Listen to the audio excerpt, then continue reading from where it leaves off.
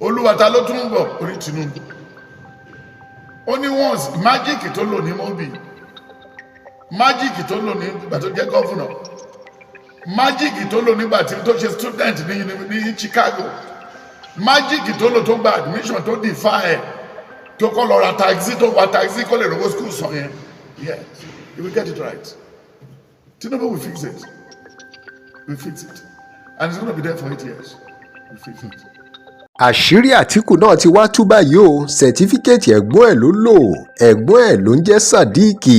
Wòlíì Tibetan ló tú àṣírí yìí o nínú fọ́nrán kan tí mo ṣe máa mú wá fún yín. Bàbá yìí ní gbogbo ariwo tí Àtíkù àti Peter Obi ń pa, ó ní asánbánsá ni, òfúùtù fẹ́ tẹ̀ ni.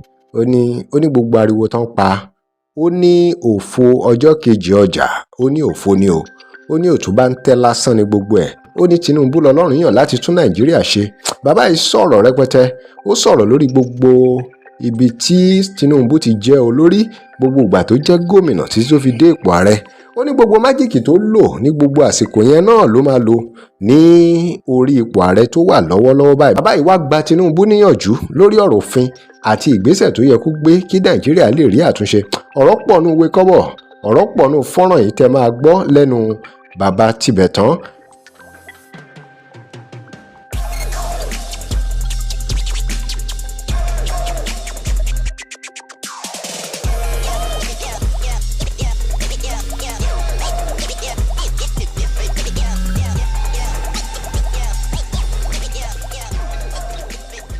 Welcome to DIGINAIJA, where we bring you latest stories. Remember to like, share and follow us. Bàbá Tibetan ní Tinubu ló máa tún Nàìjíríà ṣe o.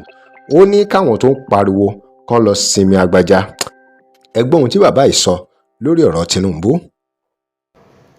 Olúwa ta ló tún ń bọ̀ orí Tinubu. Ó ní once májíìkì tó lò ní Mobi, májíìkì tó lò nígbà tó jẹ́ gọ́fúnà, májíìkì tó lò nígbà tí tó ṣe student ní Chicago, májíìkì tó lò tó gba admission tó defy ẹ̀ tó kọ́ lọ ra taxi tó wa taxi kó lè rówó school sàn yẹn. Yes, you will get it right. Tinubu will fix it. We fix it. And it's going to be there for 8 years. We fix it. We fix it. We will structure it.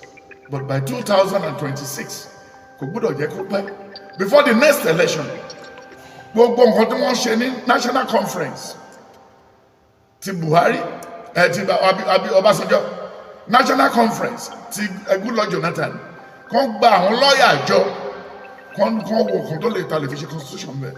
Tọ́ba ní káàṣẹ tó kó àwọn èèyàn jọ kán wá sọ tẹnu wọn is mere wasting of money. Àwọn ibi táwọn bá kàrí gbogbo wọn ti rówó tó pé àwọn eléèyàn ajá àtẹran kọ́mìtì l'Àbújá lórí constitutional conference fáwọn tó ti ń jalè láti ìbẹ̀rẹ̀ ayé wọn. So that is what we can do. Going by there to write a new law for Nigeria. To write what? A new law for the country. Law to one Sharia, Islamic law. So they should make it a law that will govern virtually all the tribes that are in Nigeria. So and they should let them know that nobody was born to rule. Nobody was born to rule. And they should be very careful and conscious in the next governance that we don't rotate presidency. No. You should vote. Anybody who wants should go in there. So, but Ahmed Bola Tinubu was created for the job. I told you. Was created for the job. Even during the primaries, I told you. When they won the election, I told you. And when they said they are not going to hand over, I told you. And all the litigation, when you look at the prediction, 2018 is there. You can go and bring it that APC will win, but there's going to be a terrible controversy. I open it to you, you saw it. I can bring the book to see it again. It's there.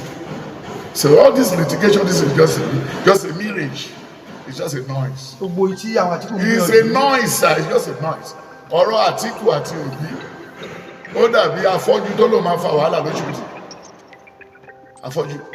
Ó ló máa fa wàhálà lóṣòdì gan. Olóṣòdì ó ló máa wà ní ọ̀la.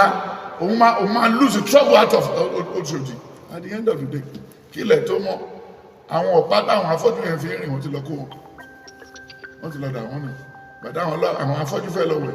Wọ́n rí pé ọ̀pá ò sí mbẹ̀. Wọ́n nílé jáde títí nílé mọ́. So it's just a threat. Ariwo ọjà lásán ni. Tinubu ń ṣèjọba àwọn ń ṣẹjọ́ ẹjọ́ tí èrò nílẹ̀ wọ́n máa fún àní wọn sí ni tó máa tún kúrò níbi tó ń gbé kéèsì lọ́sìn wọ́n máa tún fún àní wọn. a jẹ̀bi bọ̀ bẹ́ẹ̀. a tún jẹ̀bi bọ̀dà wọn nígbàgbọ́ ní supreme yẹn gan pé ìbẹ̀lẹ̀ wọn ti gbà.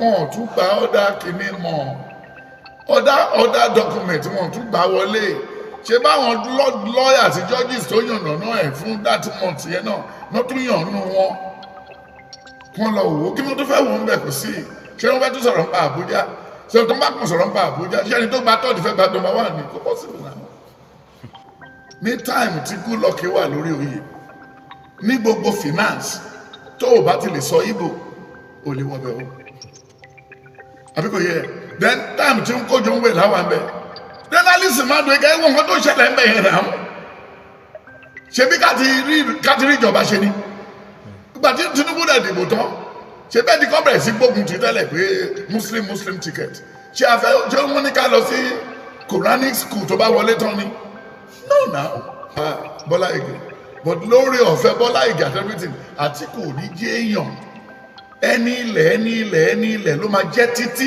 o lè fi títí TikTok ẹni ilẹ̀ ló máa jẹ́ títí Nàìjíríà máa fi parí then gbogbo ọ̀nà tó fi tú àṣírí tó lọ́n fẹ́ tú àṣírí Tinubu yìí nígbà tó bá máa di on the 10 mo ti sọ tẹ́lẹ̀ lamẹ́ríkà pé anything from on the 9th of June of October àṣírí ti abẹ̀ sí tú ṣe bí wọ́n ti rí sí school start ẹ̀gbọ́n ẹ̀ ló lo ẹ̀gbọ́n ẹ̀ tó wá sí Cameroon olójórúkọ tó wà ní ìwé tó múlẹ̀ yẹn kò ṣe é kò ní any change of name Sadiq òun ló jẹ́ Sadiq ẹ̀gbọ́n ẹ̀ ni ìyẹn náà wà lórí oyè lọ́hùn títí kò mọ̀ bó ṣe máa kúrò àwọn ló dìtẹ̀ tó fún Bọ́lá Ajíbọ́lá lówó tàfi lùsì kéèsì Bàkàsì a ṣe máa rí contest padà kọ́ lórí review ẹ̀ French tó wà lẹ́yìn wọn náà ló tẹ̀yìn kò sẹ́ni tó bá tajà àtùfù tí wàhálà ò ní pa. tó òun lẹ ti gbọ́ yẹn o kí lè ròyìn nítorí bí bàbá yìí bá san nǹkan ó jẹ́yàn tó jẹ́ pé bàbá yìí jẹ́ wòlíì àgbà ó jẹ́ pé bọ́ba ti rí nǹkan báyìí ó di dandan kó rí bẹ́ẹ̀ asọ̀rọ̀ṣẹ ni wọ́n pẹ̀lú gbogbo nǹkan tó sọ yìí kí lè ròyìn pẹ̀lú ohun tó ń ṣẹlẹ̀ ní Supreme Court àti ọ̀rọ̀ sàtífíkẹ́ẹ̀tì gbogbo ohun tó ṣẹlẹ̀ sí ààrẹ Tinubu lásìkò tí a wà yìí àti gbogbo ohun tó ṣẹlẹ̀ kí lè ròyìn kí lẹ rò pé yóò padà ṣẹlẹ̀ ẹ drop comment yín. This is DIGINAIJA. Thanks for watching.